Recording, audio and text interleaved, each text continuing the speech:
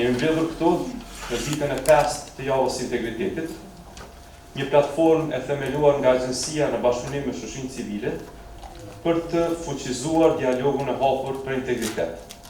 Kemi kaluar 4 ditë intenzive duke trajtuar disa nga shtyllat më të rëndësishme dhe kryesore të integritetit të shtetit tonë. Kemi diskutuar për planet e integritetit si një mjet i brendshëm, i vlerësimit të brendshëm për luftë kundër korrupsionit. Kemi biseduar edhe për parandalimin e korrupsionit në prokurim publik. Kemi folur edhe për analizën etike të dhuratave, po ashtu kemi folur edhe se si mund të parandalohet konflikti i interesit në arsimin e lartë. Këto tema nuk janë të shkëputura nga njëra tjetrën dhe nuk duhet të kuptohen të shkëputura njëra nga tjetra. Këto përbëjnë të ashtuquajturin zotim të vetëm, zotimin e Kosovës për të ndërtuar një administratë funksionale, një administratë të ndershme dhe evropiane. Sot të jemi mbledhur për të folur për një vlerë e cila e fuqizon besimin në institucione, e ajo është sinjalizimi. Sinjalizimi në Kosovë, si në sektorin publik, po ashtu edhe në sektorin privat, është mjaft i rëndësishëm.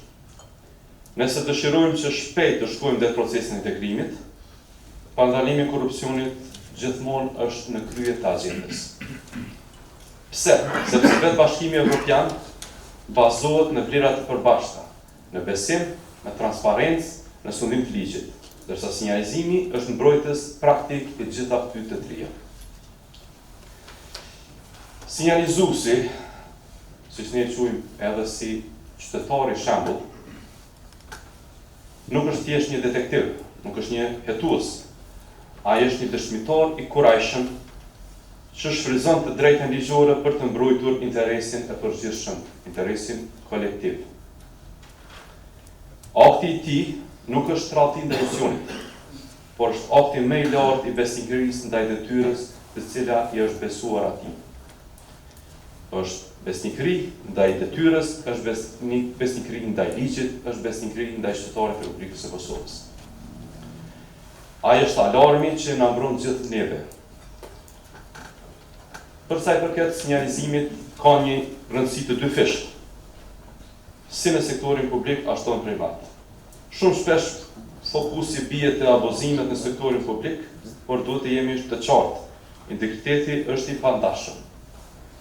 Korrupsioni në njërin anë kryesisht e ushqen korrupsionin në anën tjetër. Për këtë arsye, mbrojtja e sinjalizuesve në sektorin privat është po aq kritike sa është mbrojtja e sinjalizuesve në sektorin publik. Përderisa te sektori publik, një sinjalizim në ministri, agjenci a komuna, siguron që paraja publike të mos devijohet nga ajo që është paraport të shpenzohet, që shërbimet të mos tregtohen dhe që nepotizmi të luftohet. Gjitha këto janë thelbësore për kthimin e besimit të qytetarëve tek qeverisja e drejtë. Te sektori privat, sinjalizuesi luan një rol jetik për shëndetin e tregut tonë të hapur. Shembujt janë të qartë.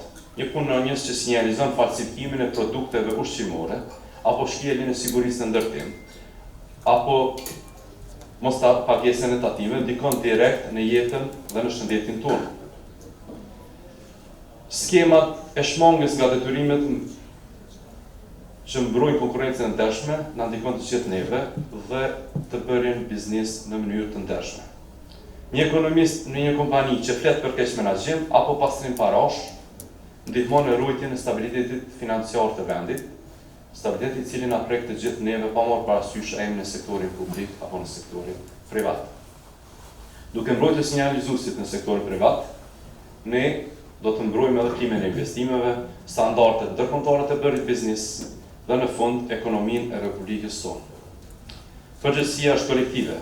Të gjithë ne duhet të mbrojmë këta qytetarë vëzëntar, këta qytetarë të cilët e vënë interesin e publikut mbi të gjitha.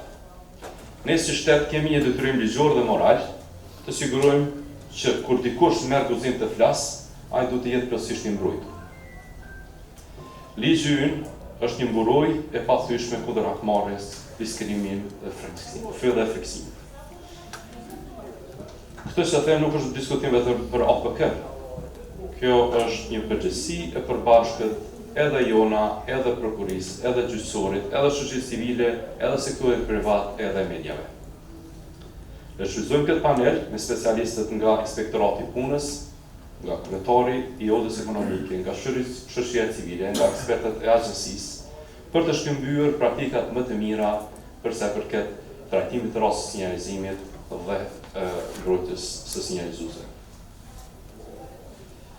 Meq, përfundimi i kësaj jave nuk është një fund, por është një fillim i mbarë për të vazhduar me punën tonë të pandalur për të ruajtur dhe rritur integritetin e sektorit publik.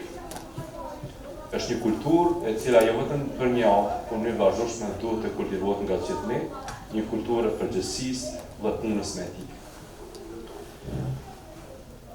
Po besoj që në fund nga kjo javë dalë me një mesazh të fuqishëm, që Kosova vlerëson guximin, që Kosova i mbron ata që kanë dëshirë të ndihmojnë në ndërtimin e shtetit të së drejtës. Nga përbërja panelit, po arrimi kuptu që i kushtohet më shumë rëndësi sektorit privat, e me shumë drejt po besoj.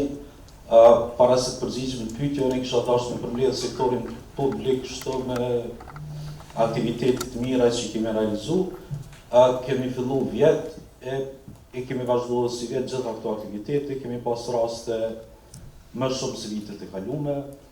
Si vjet i kemi dyfishuar rastet e vitit të kaluar, që është një hap i mirë, po thëm një shpresë që mekanizmi është të shfrytzuar në mënyrën e duhur. Te kanalet e qarta ose standardet minimale që çdo institucion duhet mi pas, unë po besoj që shembull janë institucionet publike që janë pranishme këto, kanë krijuar kanal, kanë përgjegjës zyrtar duhur ose të përgjegjshëm, kanë krijuar mundësi për me raportu secili brenda institucionit vet. Këto janë standardet minimale që çdo institucion duhet t'i plotësojë. Po besoj që te sektori privat kishte qenë mirë që merret shembull sektori publik, spaku për krijimin e këtyre kanaleve. Pra, krijohet fillimisht një zyrtar ose caktohet fillimisht një zyrtar, e mandej mundu me prit që rasti do të ketë prej tyre. Qysh funksionon kjo, qysh ka funksionuar te sektori publik, ka pas vështirësi, fillimisht ka pas hezitim i caktuar, mandej ka pas dilema për me caktuar, ka qenë kjo sfida të sektorit publik, por është arrit. Pra kemi mi 200 institucione që kanë këtë kanal të rregulluar. Sa është i kënaqshëm mënyra e raportimit, është temë tjetër e diskutimit, po më rëndësi është që është krijuar ky kanal. Edhe më rëndësi është që është ka funksionon. Pra kemi dikon vitin e kaluar kemi pas 124 raste që janë raportuar brenda këtyre kanaleve, po them kështu. Si vetë 6 muajin e parë kemi 160 raste të paraqitura brenda institucioneve tyre, domethënë të zyrtar përgjegjës. E thash edhe më herët, aktivitetet që kemi pas ne, po besoj fuqishëm që kanë kontribuar që numri i rasteve të rritet. Kur po them numri i rasteve të rritet, po them që është e mira e kësaj që shfrytëzohet sinjalizimi. Kjo është e rëndësishme për këtë mekanizëm, pasi që njerëzit janë fokusuar edhe janë thirrur në sinjalizim, pra kanë kuptuar dobit që ky mekanizëm i sjell.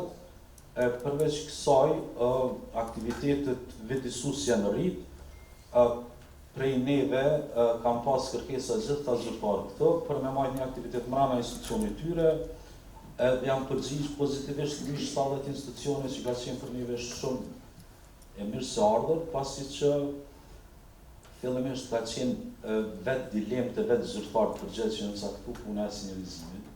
Domethënë ka pas jo njohurit mjaftueshme fillimisht, po them kështu, mandej janë trajnuar edhe janë pajisë me vedije mjaftueshme për me trajtuar një rast.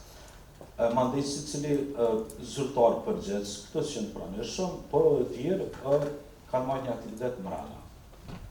Pranova ftesën, nuk fillova së pari kur e pash petitull të ftesës, më duk pak sinjalizu sektorin privat, më duk si diçka e re.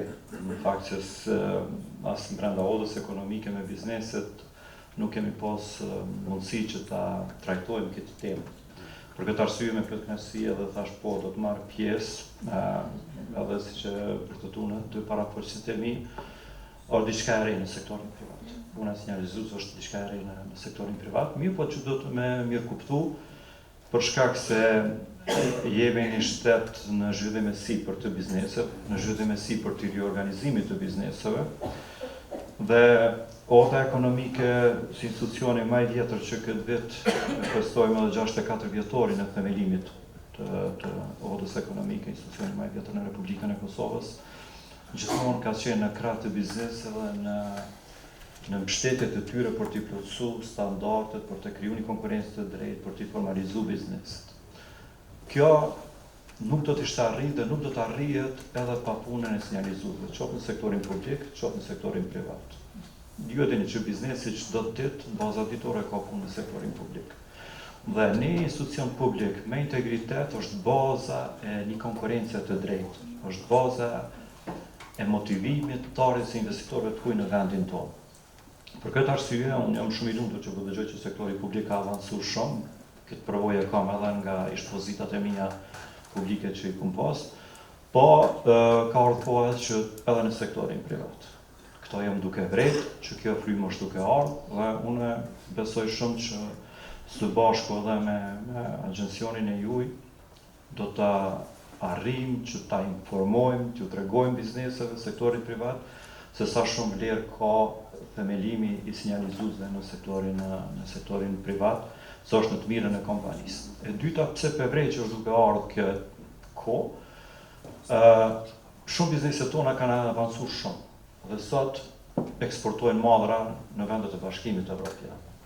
Dhe është një presion pozitiv që po vjen për Bashkimit Evropian, që për të bashkëpunu me kompanitë e Bashkimit Evropian, ose riorganizimi tyre në shoqëri aksionare, konsorcium me forma tjera të bashkëpunimit, duhet plotësohen disa standarde që i kërkon Bashkimi Evropian, si për shembull prej ESG-s.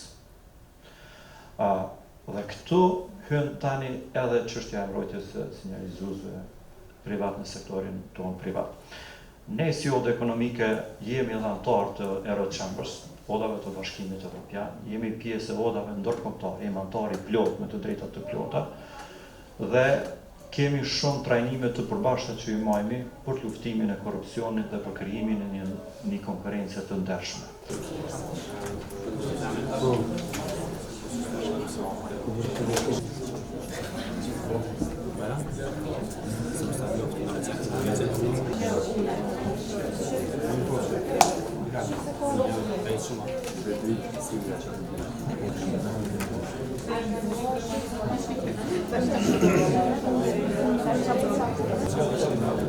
Check.